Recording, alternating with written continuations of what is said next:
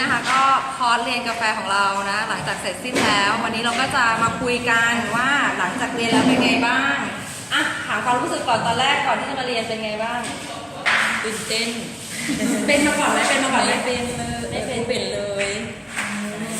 เป็นไหมคะเป็นมาก่อนไหมโมเคยพูดกับไปอีกเป็นไหมกูเป็นได้ว่ามักผิดอ๋อมากินแล้วพอเรียนไปปุ๊บเนี่ยเข้าใจง่ายไหม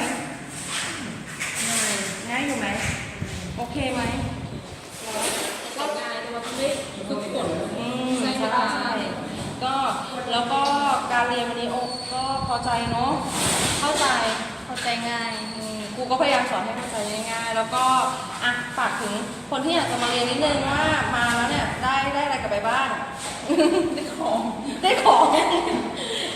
อุปกรณ์หลากหลายชนิดมากแล้วก็เก็บเนื้อจนซิโบไว้จนบุกได้เราออฟฟิศได้อย่างจังใดนี่เลยได้รู้วิธีทำใช่ไหมว่าทำกาแฟนี่อย่างเนโอเค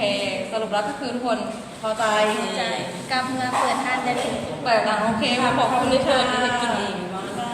จะมาทำเข้าใจละเสียนได้โอเคขออีกคำถามหนึ่งรู้สึกคุ้มค่าไหมครับที่มาบางคนก็มาไกลมากใช่ไหมรู้สึกคุ้มค่าไหมครับที่มาเรียนคิดว่าคุ้มเลยเพราะว่าวิชาอาชีพบริษัทคนจะประสบกันเขาจะต้องเก็บไว้เนาะแต่ว่าเราแบ่งปันได้ก็แบ่งปันถ้าเราอยู่กันคนละที่เราไม่ทับกันโอเคนะคะก็วันนี้ก็จบคอร์สไปแล้วด้วยดีเนาะสำหรับการเรียนกาแฟสำหรับ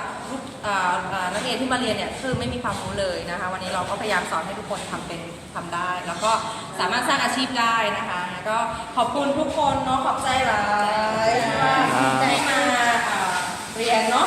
แล้วก็มีอะไรก็ปรึกษากันได้ขอบคุณค่ะขอบใจค่ะ